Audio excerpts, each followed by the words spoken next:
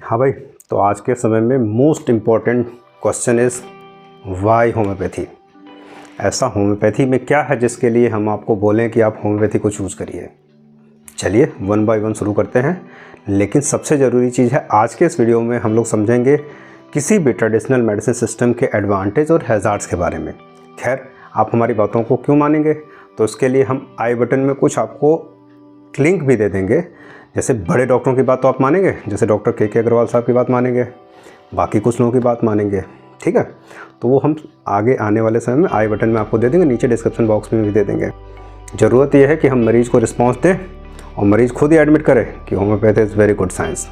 सो इस वीडियो के लास्ट तक बने रहिए। आज हम आपको इस सवाल का सही जवाब देंगे कि Y homeopathy.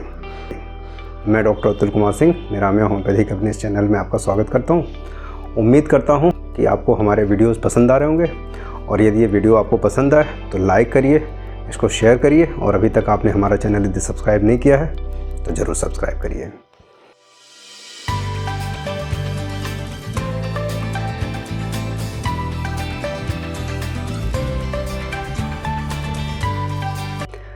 Why homeopathy is a big question? Because nowadays everyone is using the traditional medicine system. चलिए भाई शुरू करते हैं इस बात को। आपके पास एक बीमार आदमी के पास मल्टीपल ऑफ द ऑप्शन है, ठीक है। किसी को बुखार आ गया तो उसने पैरासीटामोल ले लिया, किसी को बुखार आ गया ज़्यादा दिन तक चला तो उसने एंटीबायोटिक ले ली, बहुत लंबे दिनों तक चला तो उसे भी मालूम है कि एक छोटी सी दवा आती है बहुत सस्ती सी स्टेरॉइड, उसको ले लिया जाए। तो ये मल्टीपल ऑफ द ऑप्शन होते हैं, और ढेर सारे लोग डॉक्टर तो नहीं होते, इसीलिए अपने आप को पहले तो self administration of the medicine करते हैं, और यदि थक जाते हैं तो गूगल बाबा का सहारा लेते हैं, उससे भी थक जाते हैं तो यूट्यूब पे कुछ डॉक्टरों की कॉमन ओपिनियन भी ले लेते हैं, उससे अपना इलाज करते हैं। जब कुछ नहीं बनता तब डॉक्टर के पास विज़िट करते हैं। लेकिन विश्वास मानिए कि सबसे सही तरीका यह है कि आप डॉक्टर से ही विज़िट करके शुरू करिए यदि नॉमिनल दिक्कत है। नॉमिनल दिक्कत जो होती है उसको होम्योपैथी की भाषा में कहते हैं इंडिस्पोजिशन, जहाँ दवा की कोई ज़रूरत नहीं है। होम्योपैथी आज से 250 साल पहले बता चुकी थी कि इंडिस्पोजिशन की कंडीशन में किसी भी दवा की ज़रूरत नहीं है, केवल डाइट और रेजिमाइन के करेक्शन की ज़रूरत है। क्या आप मेरी बात से एग्री करेंगे? ना करिए तो हम उसका आपको एग्जांपल बताएं। किसी आदमी को दस्त हो रहा है, किसी मरीज़ को दस्त हो रहा है, अब वो जाके नॉर्फ्लॉक्स TZ और बाकी एंटीबायोटिक की तुलना में कोई दवा Metrogyl, multiple of the option, या फिर कोई होम्योपैथी की दवा ले। अरे भाई, डाइट और रेजिमाइन सही कर लो ना, लिक्विड डाइट पे आ जाओ, ज़्यादा वाटर इंटेक करो, आप अपना हाइड्रेशन मेंटेन करिए, ORS का घोल लीजिए, और खाना वो खाइए जो स्टूल को बांध दे, जैसे बांध दे कहते हैं। तो ये करेक्शन करके ही आपका जो होगा, जो लूज मोशन होगा, सबसाइड हो जाएगा। फीवर है, एक्यूट वायरल फीवर, कल की डेट में एंटीबायोटिक नहीं थी तो क्या लोग नहीं काम करते थे? आज की डेट में हर एक आदमी जल्दी में है ना, सो दैट्स वाई वो एक ही दिन में सही होना चाहता है, लंबी रेस का घोड़ा बनना चाहता है। तो इसीलिए फीवर आया, फीवर के लिए तुरंत हो गया, झट से पैरासीटामोल उठा के खा लिया, टेम्परेचर सेटल हो गया, 4 दिन के बजाय 6 दिन झेलेगा, एंटीबायोटिक के सारे चल लेगा, ठीक है। लेकिन ये सारी तरीके ठीक नहीं है। लेकिन फिर भी basic question, why homeopathy? Acute condition में भी पिछले 14 सालों का मैं आपको एक्सपीरियंस बताऊं कि एक्यूट कंडीशन भी उतना ही ईजिली मैनेज हो जाता है होम्योपैथी से जितना एलोपैथी से होता है। बस डोजिंग ऑफ द मेडिसिन का ध्यान देना होता है और पोटेंसी का ध्यान देना होता है, फ्रिक्वेंटली रिपीटिशन करवाने पड़ते हैं। ये सारी चीज़ें यदि आप करते रहेंगे तो जल्दी आराम मिल जाएगा।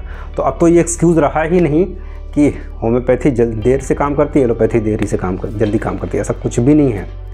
ये हमारी कमी हो सकती है कि हम एक्यूट केसेज में जल्दी रिस्पॉन्स न दें, ये होम्योपैथी की कमी नहीं है, टू द फ्रैंक। दूसरी बात, हमारी बॉडी में कोई भी चेंजेस आ रहे हैं, मान लीजिए कोई आदमी बीमार पड़ा, किसी भी बीमारी से लेके देख लीजिए, और फिर आप खुद एडमिट करिए कि क्या ये चीज़ें ठीक भी हो रही हैं कि ज़िंदगी भर मैनेजमेंट मोड में चला है। किसी के बाल झड़ रहे हैं, भाई कोविड में सबके बाल झड़ रहे हैं, कोविड की वैक्सीन भी लगी है और हर आदमी कोविड से कहीं ना कहीं सफ़र किया, विटामिन D की सीवियर डिफिशियंसी चल रही, और भी ढेर सारी चीज़ें हो रही हैं। तो कोविड की वजह से जो कोविड पैंडेमिक आया उसने हेयर फॉल सब में प्रमोट कर, सिंड्रोम हो गया। पोस्ट कोविड हैज़ार्ड के, जिसको हम लॉन्ग कोविड कहते हैं, उसमें हेयर फॉल एक कॉमन सी बात है, महंगी, जो आप यूज़ करके देख लीजिए। और आपका 1-2 महीने में यदि हेयर फॉल कंट्रोल हो जाए तो आप हमसे बताइए, और किसी का कंट्रोल भी हो जाए तो क्या ज़रूरी है कि वो दवा छोड़ने के बाद ठीक बना रहेगा? नहीं। तो ये केवल होम्योपैथी ही है जो उसको करेक्ट कर सकती है। हेयर फॉल ले लीजिए, एलर्जिक कंजक्टिवाइटिस ले लीजिए, ग्लाउकोमा ले लीजिए, माइग्रेन ले लीजिए, थायराइड का कंप्लेन ले लीजिए, और सुनना चाहेंगे हार्ट की ट्रबल ले लीजिए, रेस्पिरेटरी ट्रबल ले लीजिए, pneumonitis, pneumonia, bronchial asthma, allergic asthma, और सुनना चाहते हैं GERD, और सुनना चाहते हैं आप constipation, irritable bowel syndrome, female infertility, mail genital के कंप्लेन, और सुनना चाहते हैं स्पाइनल डिसऑर्डर, न्यूरो की कंप्लेन। फ्रैंकली स्पीकिंग, आप अपने आप से एक सवाल पूछिए, क्या आपने किसी मरीज को इन बीमारियों से एलोपैथिक सहारे ठीक होते देखा है? सवाल तो तगड़ा है भाई। हमने तो नहीं देखा भाई। इनिशियल स्टेज में फाइंड आउट हो जाए तो ठीक है, अदरवाइज मरीज डॉक्टर टू डॉक्टर चेंज करता है या फिर थ्रू आउट द लाइफ दवा पे चला जाता है। तो जो थ्रू आउट द लाइफ दवा पे चला जाता है, that is the management, that is not the treatment. Treatment हम उसे करते हैं जिसमें एक पर्टिकुलर टाइम पे मरीज का इलाज किया जाए और मरीज़ ठीक हो जाए और दवा बंद कर दी जाए। ढेर सारी बीमारियों में हमसे लोग पूछते हैं, डॉक्टर साहब इस चीज़ का इलाज है, कितने दिन में सही हो जाएगा, गारंटी? मेरे दोस्त, गारंटी ओझा और सोखा दे सकते हैं, डॉक्टर तो नहीं दे सकता है। प्रोग्नोसिस के बारे में आप पूछ सकते हैं किसी डॉक्टर से, लेकिन गारंटी ये केवल ओझा सोखा और बाबा जी लोग दे सकते हैं, डॉक्टर कभी नहीं दे सकता। और यदि वो डॉक्टर दे रहा है गारंटी, तो हो सकता है belongs to the family ojha and sokha. तो बहुत इंटरेस्टिंग बातें हैं। Why homeopathy. तो जब ये क्रॉनिक इलनेस से आप सफ़र करते हैं, एक छोटी सी बात समझने की कोशिश करिए। बॉडी में हमारे इन्फेक्शन आया एक, या फिर किसी भी तरीके से कोई फॉरेन पार्टिकल ही आया, जैसे मान लीजिए आपको एलर्जिक राइनाइटिस है, एक घर में 10 लोग रह रहे हैं भाई, परफ्यूम किसी ने मारा, 2 लोगों को छींक शुरू हुई, बाकी लोगों को नहीं हुई। उसके अलावा एक डेंगू के मॉस्किटो ने 10 लोगों को काटा, 4 को डेंगू हो गया, 6 को नहीं हुआ। एक ही घर में एक ही खाना 10 लोगों ने खाया, 2 को फूड पॉइजनिंग हुई, 8 को नहीं हुई। और सुनना चाहिए आप, एक ही घर में रहते हुए, एक ही इन्वायरमेंट में रहते हुए, एक ही कंडीशन में रहते हुए एक आदमी ऑटो इम्यून डिसऑर्डर से सफ़र कर रहा है, बाकी को नहीं हो रहा है।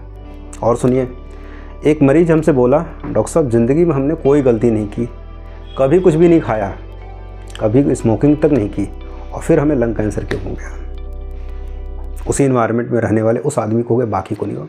दैट्स मीन एलोपैथी जो है वो इन्फेक्शन में स्कोप देखती है, कॉज इन्फेक्शन को मानती है, और जबकि होम्योपैथी बोलती है कुछ भी बाहर नहीं है, it is just inside your body. Body के अंदर अल्टरेशन है, इसीलिए बीमारी पनप रही है। और इस बात को बोलने वाले जेम्स टेलर कैंट थे, हैनीमन थे, जो आज से 250 साल पहले बोल चुके हैं इस बात को कि the cause of the disease है वो बेसिक मियाज़्म है, that is inside the body. बाहर के बैक्टीरिया और वायरस को आप ब्लेम नहीं कर सकते हैं। यदि आप ब्लेम कर सकते हैं तो जो मैंने एग्जांपल दिए वो कैसे सेटल हो रहे हैं। तब मेडिकल साइंस इतना इवॉल्व नहीं हुआ करता था, तब ऑटो इम्यून डिसऑर्डर के बारे में किसी को नहीं मालूम था। कोविड में ज़्यादातर डेथ 8वें, 9वें और 10वें दिन हुई। कब? जब कोविड का वायरस सेटल हो चुका था और हमारे क्रॉनिक इन्फ्लेमेटरी कंडीशन ने हमें मार दिया, उसके एक्यूट एग्जैगरेशन ने मारा हमें, ढेर सारी मौतें इससे हुई। बॉडी में इन्फेक्शन आया, हमारा इम्यून रिस्पॉन्स उसके लिए ट्रिगर हुआ, उसने उस इन्फेक्शन को सेटल करने की कोशिश की, वो इन्फेक्शन तो सेटल हो गया, वो जानलेवा नहीं बना, लेकिन जो क्रॉनिक इन्फ्लेमेटरी कंडीशन थी वो डेवलप हो गई और वो ज़िंदगी भर नहीं सही हुई। उसके लिए एक ट्रेडिशनल मेडिसिन में स्टेरॉइड यूज़ किया गया, जो आपकी इम्यूनिटी को सप्रेस करके रखेगा, और उस दौरान गलती से कोई इन्फेक्शन हो जाए तो जानलेवा भी आपके लिए हो सकती है। स्टेरॉइड जब चलनी शुरू होती कभी बंद नहीं होती। किसी के स्टेरॉइड बंद होते देखा है? वो कुछ खुशनसीब लोग होंगे जिनकी स्टेरॉइड बंद होती है, नहीं बंद होती है। सो दैट्स मीन आज की डेट में ट्रेडिशनल मेडिसिन सिस्टम भी वही काम कर रही है कि बॉडी को रिस्पॉन्स दिलाने की कोशिश कर रही है, उसके एग्जैगरेशन को सेटल कर रही है। जितनी भी ऑटो इम्यून डिसऑर्डर हों, alopecia areata, psoriasis, irritable bowel syndrome, coeliac syndrome, thyrotoxicosis, ढेर सारी ऐसी बीमारियां हैं। क्या ये सही होती हैं? नहीं, ज़िंदगी भर दवाइयाँ चलती हैं। तो होम्योपैथिक डॉक्टर से कितना आसान है पूछ लेना कि सर गारंटी है ना, कोई गारंटी नहीं होती है। ठीक होता है, समय देंगे आप किसी अच्छे डॉक्टर को, पूरी तरह से ठीक होगा। टाइम टेकन प्रोसेस है। हर एक डॉक्टर का स्ट्रेटजी अलग अलग हो सकता है, लेकिन सबको पहुंचना है क्योर तक। होम्योपैथी और एलोपैथी में जो बेसिक डिफरेंस है, वहाँ हिपोक्रेटिस ऊथ दिलाई जाती है, हैनिमैनियन ऊथ दिलाई जाती है। दोनों में बेसिक में दोनों एक ही टाइम पीरियड में इवॉल्व हुए हैं। और आपको जान के आश्चर्य होगा, एलोपैथी वर्ड जो यूज़ किया गया वेरी फर्स्ट टाइम, वो हैनमैन के द्वारा यूज़ किया, जो होम्योपैथी के जनक हैं। तो एलोपैथी में सारी चीज़ें एंटी चलती हैं, anti inflammatory, analgesic, antibiotic. Homeopathy में सारी चीज़ें पैरेलल चलती हैं, हर्बल नेचुरल मेडिसिन चलती है। और ये क्वांटम फिजिक्स है जो नॉर्मली किसी को जल्दी समझ में नहीं आता है। आप कभी सन रेज को ट्रैक कर लेंगे? आपने वेव फॉर्म में मान लिया ना, तो होम्योपैथी को भी वेव फॉर्म में मानना पड़ेगा, क्योंकि हम मटेरियल डोज में नहीं चलते हैं। हैनिमैनियन और हिपोक्रेटिक थॉट में जो बेसिक डिफरेंस है वो केवल इतना है कि हिपोक्रेटिक थॉट ये बोलता है कि इन्फेक्शन यदि कभी होता है तो इन्फेक्शन को हील करो, बॉडी की रिकवरी की प्रोसेस को हम इन्हेंस नहीं कर सकते, यानी बॉडी सेल्फ हीलिंग में ही जाएगी। जबकि हैनिमैनियन थॉट ये बोलता है नहीं, हम कोई एंटी वाला काम नहीं करेंगे, हम किसी को एंटीबायोटिक एनाल्जेसिक नहीं देंगे, एंटी इन्फ्लेमेटरी ड्रग्स नहीं देंगे।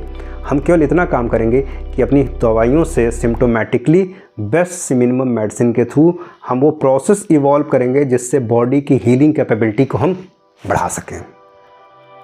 इसीलिए होम्योपैथी मटेरियल डोज में नहीं चलती है। और जो लोग मदर टिंचर की प्रैक्टिस करते हैं वो होम्योपैथिक प्रैक्टिस नहीं कही जाती है। होम्योपैथिक मदर टिंचर की practice is just equivalent to the allopathy. तो मटेरियल डोज में यदि आप चल रहे हैं, हमसे लोग पूछते हैं डॉक्टर साहब, और होम्योपैथी कभी नेचर के अगेंस्ट नहीं काम करती है। हमसे लोग पूछते हैं डॉक्टर साहब, एबॉर्शन की कोई दवा है होम्योपैथी में?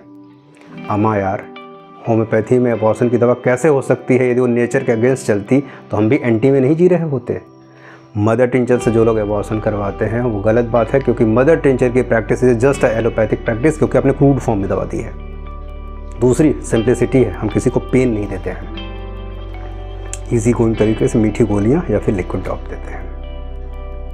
हाँ, हमारा तरीका थोड़ा उनसे अलग है। सो दैट्स वाई ये सारी चीज़ें इंडिकेट करती हैं वाई होम्योपैथी। आज की डेट में दुश्मन बाहर नहीं है, दुश्मन शरीर के अंदर है, और हमारी बॉडी ही हमारी दुश्मन बनी हुई है। इस बॉडी को कौन समझाएगा कि हमारा स्किन हमारे लिए फॉरेन पार्टिकल नहीं है, हमारे थ्रोट की म्यूकोसा फॉरेन पार्ट। जितने लोग भी एलर्जिक कफ से सफ़र करते हैं, मोंटेलोकास्ट एंटी एलर्जिक दवाइयाँ, अरे कब तक कोई एंड है उसका? लोग कॉन्स्टिपेशन से सफ़र करते हैं, लग्जेटिव, कब तक एंड है कोई?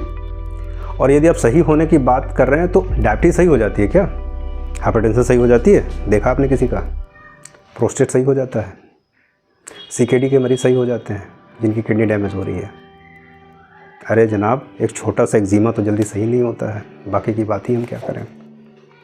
So this is the beauty of homeopathy, that हम किसी को बिना पेन दिए सिम्टोमेटिक होम्योपैथिक मेडिसिन के थ्रू, सिंपल मिनिमम मेडिसिन के थ्रू बेस्ट रिस्पॉन्स देते हैं। Yes, it is a time taking, लेकिन इनिशियली कोई आदमी सफ़र कर रहा है तो उसको आराम देने में टाइम नहीं लगता। कोविड में मैंने 6-6 घंटे में लोगों का टेम्परेचर सेटल किया है जो 104 डिग्री से नीचे नहीं आ रहा था। ढेर सारी दवाई। नॉर्मल एक्यूट कंडीशन में हम एक दिन में लोगों को आराम दिलवा देते हैं। डायरिया हो रहा है, कफ हो रहा है, फीवर आ रहा है, ये बॉडी का प्रोटेक्टिव फिनोमेना है। आप एंटी करके क्या करेंगे? बॉडी में जब भी इन्फेक्शन होता है, इन्फेक्शन के बाद से बॉडी में जब इन्फ्लेमेशन होता है, इन्फ्लेमेशन में केमिकल मीडिएटर्स रिलीज होते हैं, इंटरल्यूकिन 6, TNF गामा और TNF अल्फा। टेम्परेचर को रेज करने का काम करते हैं। बॉडी का टेम्परेचर रेज, जो भी बायो का स्टूडेंट होगा इतना जानता होगा, टेम्परेचर रेज बॉडी का इसलिए होता है क्योंकि बैक्टीरिया की ग्रोथ को सप्रेस किया जा सके, कंट्रोल किया जा सके। सप्रेस वर्ड यूज नहीं करना, ठीक है, कंट्रोल किया जा सके, क्योंकि हायर टेम्परेचर पे बैक्टीरिया की ग्रोथ नहीं होती है। और आपने क्या किया? एंटीबायोटिक खा लिया, ये जानने की कोशिश ही नहीं की कि इन्फेक्शन क्या है। अरे भाई, यदि आपको एंटीबायोटिक खाना है तो एक डॉक्टर से मिलो ना, आप एंटीबायोटिक के साथ खा लो, वो ज़्यादा सही है फिर भी। अदरवाइज होम्योपैथिक मेडिसिन के थ्रू एक्यूट कंडीशन में भी आप उस इन्फ्लेमेटरी प्रोसेस को सेटल कर सकते हैं, ईजिली सेटल कर सकते हैं। लेकिन बॉडी को रिकवरी में जो टाइम लगे वो तो लगेगा ही ना, आपके जल्दी करने से नहीं होगा जल्दी, वो that will take a time. आप डॉक्टर बनना चाहते हैं, इंजीनियर बनना चाहते हैं, IAS बनना चाहते हैं, 2 दिन में थोड़ी बन जाएगी, लंबी मेहनत लगती है। ये बॉडी है, ये इसको डिस्ट्रॉय करना बहुत आसान है, लेकिन इसको रिकवर करना बहुत मुश्किल काम है, बहुत लंबा टाइम लग जाता है प्रॉपर रिकवरी में। सो दैट्स वाई आज के लिए बस इतना ही। ज़रूरी ये है कि होम्योपैथी पे फेथ में, एलोपैथी बुरी नहीं है, एक्यूट कंडीशन में, इमरजेंसीज़ में वही काम आती है, लेकिन फिर भी यदि हम क्रॉनिक डिजीज़ की बात करें और बाकी यदि उसके पैरेलल भी यदि हम बात करें तो homeopathy is better choice in comparison to other traditional medicine. ढेर सारी बातें हमारी होती रहेंगी, बने रही हमारे इस चैनल में। मैं डॉक्टर अतुल कुमार सिंह, निरामया होम्योपैथी से। यदि आपको ये वीडियो अच्छा लगा हो तो बाकी लोगों को भी शेयर करिए। Thank you very much.